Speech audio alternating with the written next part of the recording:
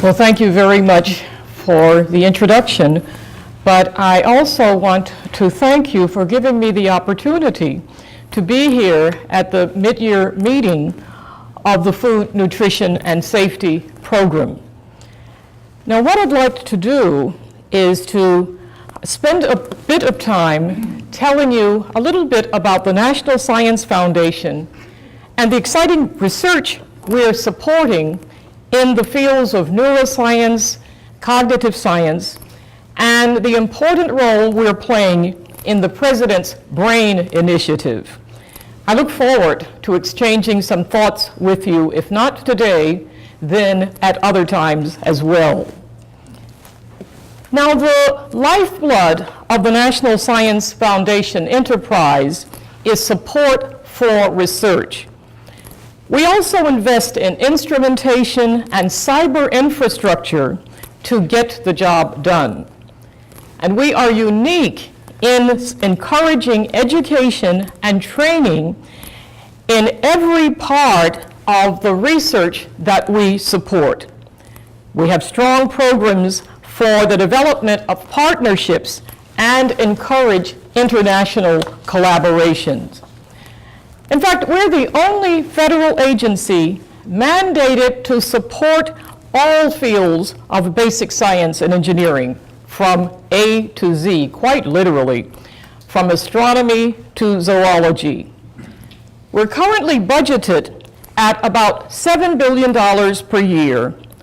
Of that amount, 94% is spent on supporting research, education, and facilities, meaning that the vast majority of our budget actually goes back to the institutions and to the places through which we make the grants and awards. As I've already indicated, we fund basic research across all science and engineering disciplines, making us the only U.S. agency with the mandate to do so, and we support research into STEM education.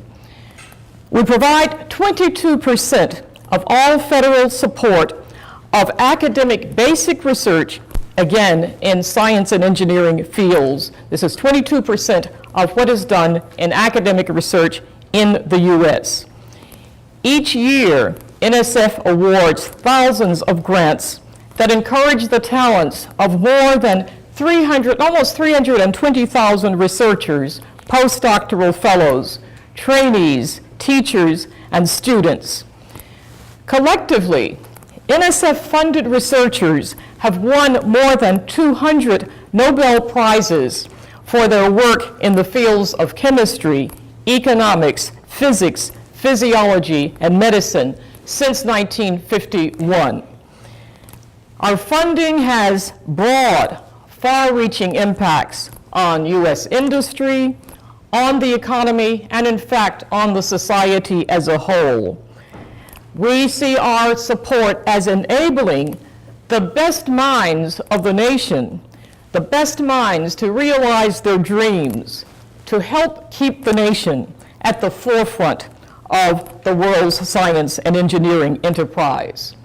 Having given you just a bit of a background on the foundation, let me turn then to the topic that I said I wanted to emphasize.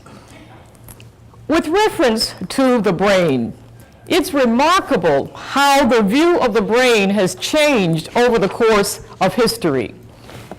It is said that in ancient Egypt, as depicted here, when the pharaohs were being prepared for burial, the organs were washed and packed in jars to protect them. Now, the heart was left in the body because it was believed to be the center of intelligence and emotion, and it would be needed in the afterlife. The brain, however, was considered to be of little value and was extracted through the nasal capacity and discarded. Now, I suppose this gives special meaning to the expression empty-headed. Today, however, the brain has become the focus of intense international interest, or in other words, the brain is now ascendant. And there is no question that we are entering a new era of discovery, innovation, and promise. At the same time, ongoing developments have presented some immense new challenges in neuroscience. Let me say a bit about some of these challenges. We want to know, scientists, members of the public, how the brain works. And we can see in the not too distant future the development in neuroscience and of comprehensive multi-scale models that will transform our understanding of the brain. That's what we're seeking to do, transform that understanding. Computer and network technologies, combined with new imaging tools that generate vast quantities of observational and experimental data, all of this, one of the results is that we have vast amounts of data that have now opened up entirely new horizons. But neuroscience challenges are complex, encompassing large-scale scientific and engineering opportunities with broad scientific and societal impact. And a wide range of traditionally unrelated disciplines are now engaged in neuroscience research. This includes physics, computer science, engineering, chemistry, psychology, mathematics. All of these have been pursuing questions often independently, but what we're seeing now is the coming together to try to unravel many of the complexities. There have been major improvements in tools and techniques that have enabled significant advances. I mentioned earlier large data sets. These data sets are increasingly available, and there are many analyses and visualization tools across multiple temporal and spatial scales. We're only beginning to cope with these ramifications through what's being called big data. And as we've seen in so many science, engineering, technology fields, we increasingly need to prepare the next generation of researchers with the knowledge, with the proficiency to continue to accelerate the momentum that's begun.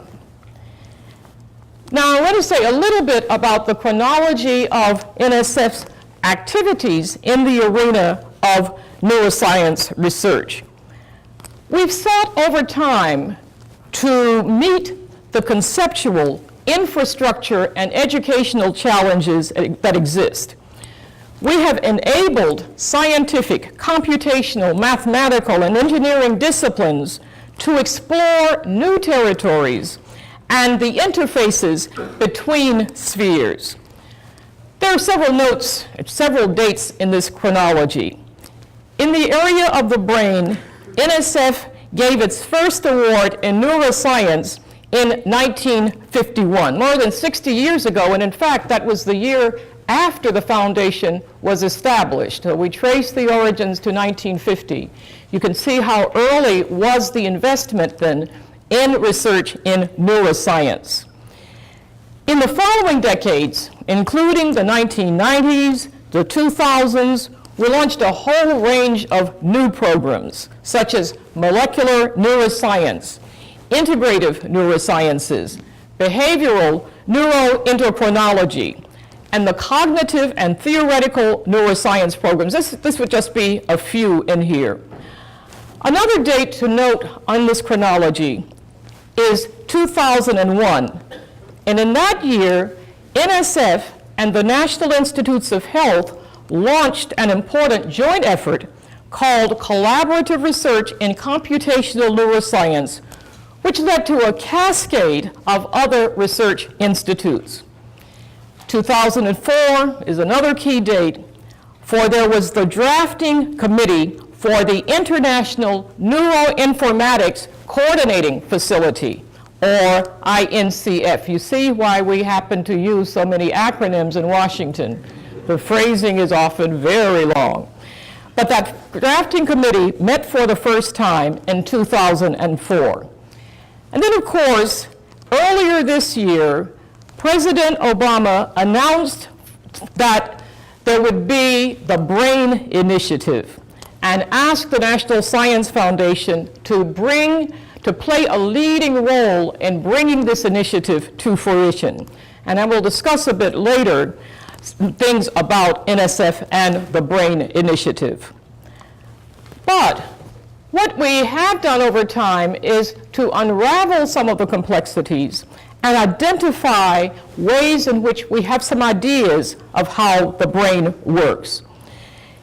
A major technological barrier is the lack of adequate tools to enable exploration of the organization of complex neural circuits, to promote the discovery and understanding of emergent properties of neural ensembles, and to formulate hypotheses about neural computation, and to test these hypotheses. Nothing terribly surprising to a community that knows the sorts of challenges that exist when you're trying to explore new territories and determining how to go about that in systematic ways.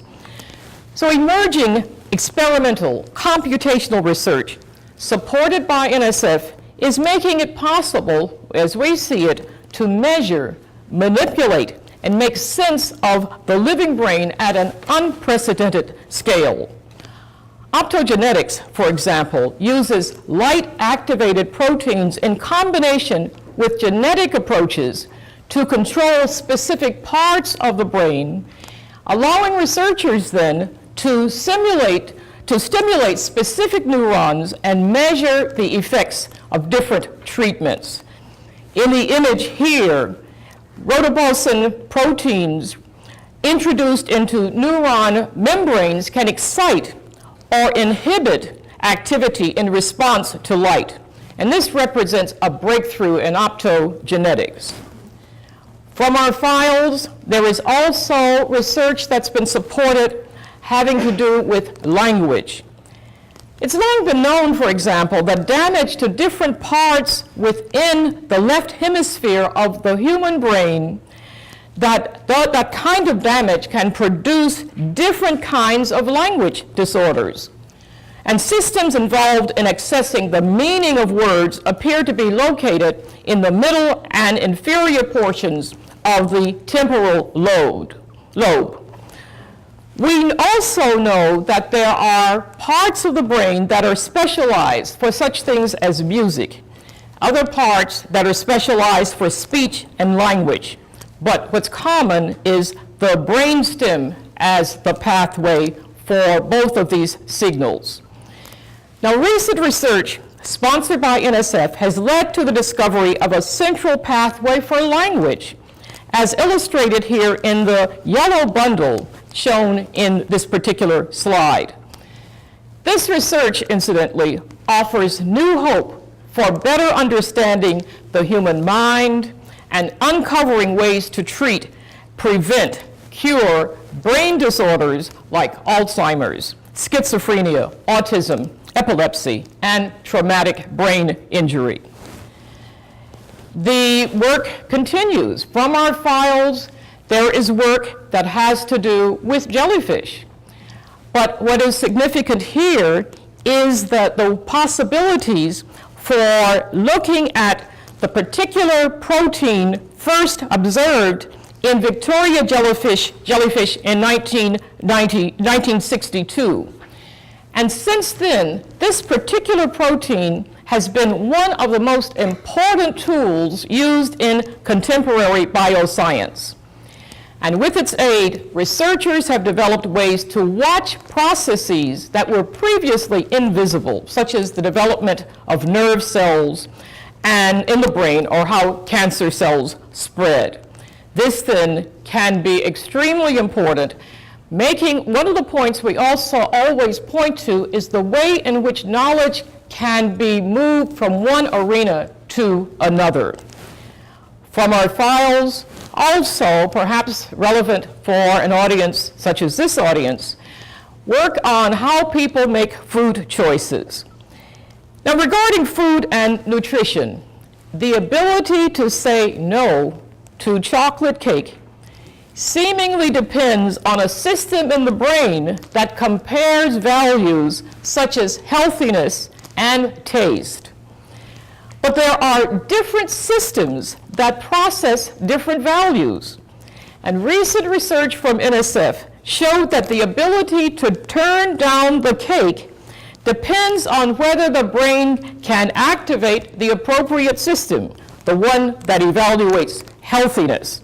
So if you don't want the cake, it means you place a higher value on health than on taste. So health outstrips taste, and then your brain has to act accordingly. But the researchers found that the brain's ability to switch control between these two areas, healthiness and taste, was not instantaneous. It took a couple of seconds before the brain was able to ignore the conflicting region, the demand that says, I think I really want that cake. It took a while to say, well, my value, though, says it's healthiness. It could be that this is why we as humans find it so difficult to control negative behaviors. In other words, we have really fast signals that say, go for the cake. But it takes longer, perhaps, and more willpower to catch ourselves and say no. Something tells me we haven't heard the last of this kind of research. But there are other kinds of issues all associated with getting greater clarity. I won't go through all the discussion of the clarity processes, but this is again indicative. We can draw on our files for work that is especially important for where we are now with reference to the BRAIN initiative. Last year at this time, the White House Office of Science and Technology Policy convened a conference on grand challenges. These grand challenges to be ambitious goals on a national or global scale that could capture the imagination and demand advances in innovation and breakthroughs in science or technology. Grand challenges, incidentally, are important to the President's strategy for American innovation. And as a part of the grand challenges, the President recently highlighted the BRAIN initiative as a grand challenge. As you see, this stands for, it is again an acronym, Brain Research through Advancing Innovative Neurotechnologies. That's what BRAIN stands for in this instance.